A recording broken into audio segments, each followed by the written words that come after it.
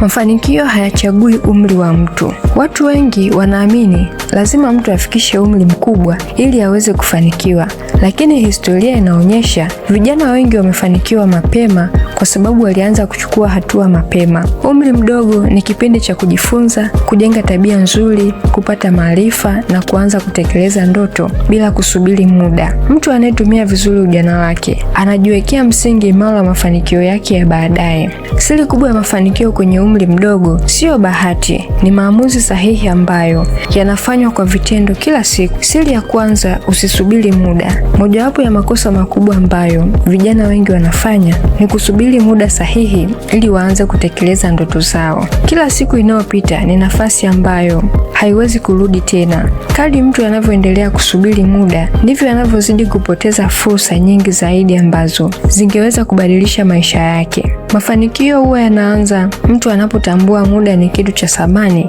kuliko fedha. Fedha zinaweza kuisha, lakini ukazipata tena, lakini muda ukishapita hauwezi kurudi. Vijana wanaofanikiwa mapema ni wale wanaojifunza kutumia kila saa na kila siku kufanya jambo lenye manufaa. Badala ya kutumia muda mwingi kwenye mambo ambayo hayana msingi, huwa wanawekeza muda wao zaidi kujifunza, kusoma vitabu, kutengeneza ujuzi wenye thamani na kutafuta njia za kuongeza kipato.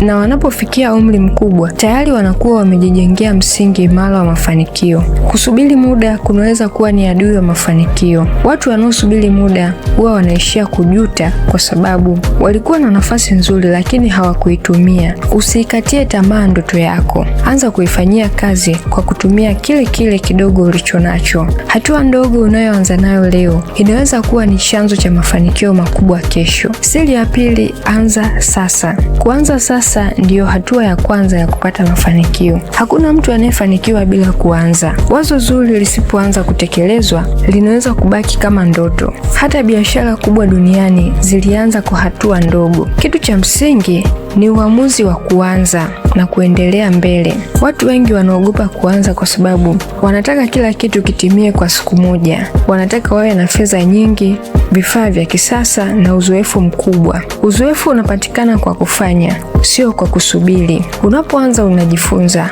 kutokana na makosa, unapata maarifa mapya na unaendelea kuboresha kile unachokifanya. Mwanzo mdogo ni bora kuliko kusubiri mwanzo mkubwa. Kwa vijana, kuanza sasa inaweza kuwa ni kuanza biashara ndogo, kujifunza ujuzi mpya wenye thamani, kuwekeza kidogo kidogo, kusoma vitabu au kujitolea kufanya kazi ambayo itakuongezea uzoefu.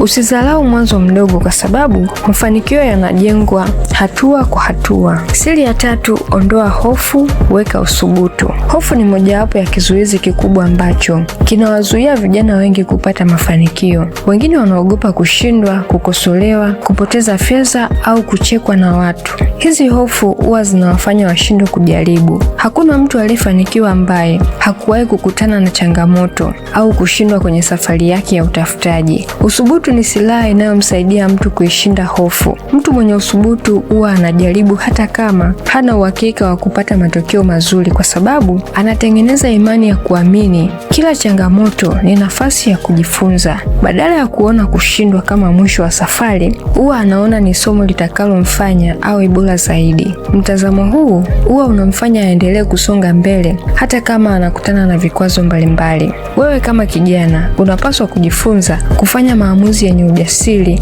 na usikubali hofu ikufanya usipige hatua. Siri ya 4, jiamini. Kujiamini ni msingi wa mafanikio. Mtu asiyejiamini huwa anaona kila jambo ni gumu kwenye maisha yake na anaamini hawezi kufanikiwa, lakini mtu anayejiamini huwa anaamini ana uwezo wa kujifunza, kukua na kufikia malengo yake. Kujiamini hakumaanishi kujiona bora kuliko watu wengine. Kujiamini ni kuamini unaweza kufanya jambo kwa kujituma. Hali ya kujiamini huwa inaongezeka mtu anapoendelea kujifunza na kuboresha ujuzi wake. Maarifa huwa yanamfanya mtu awe na uhakika wa kile anachokifanya. Mafanikio madogo madogo huwa yanamjengea mtu imani ya kufanya mambo makubwa. Ni muhimu kuendelea kujifunza kila siku, na kujifunza ujuzi mpya. Wewe kama kijana unapaswa kuacha tabia ya kujilinganisha na watu wengine, kwa sababu kila mtu ana safari yake na muda wake wa kufanikiwa. Badala ya kutumia muda mwingi kuwaonea wivu watu waliofanikiwa,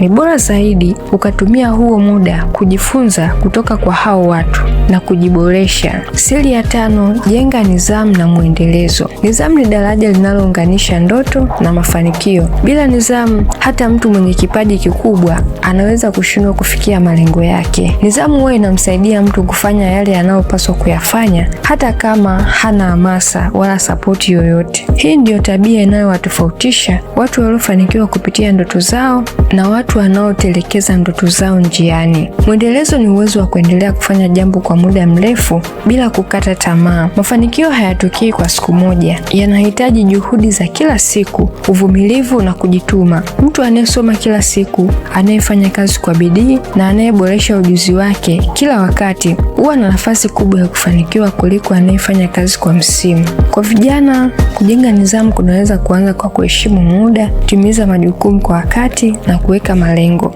Mwendelezo utakusaidia kutokata tamaa. Kadri unavyoendelea kufanya jambo sahihi kila siku, ndivyo unavyozidi kujisogeza karibu na mafanikio. Mafanikio kwenye umri mdogo yanategemea tabia na maamuzi sahihi. Kuacha kusubiri muda, kuanza sasa, kuondoa hofu, kuweka uthubutu, kujiamini, kujenga nidhamu na mwendelezo ni siri zinazoweza kumbadilisha kijana yeyote kuwa mtu mwenye mafanikio makubwa.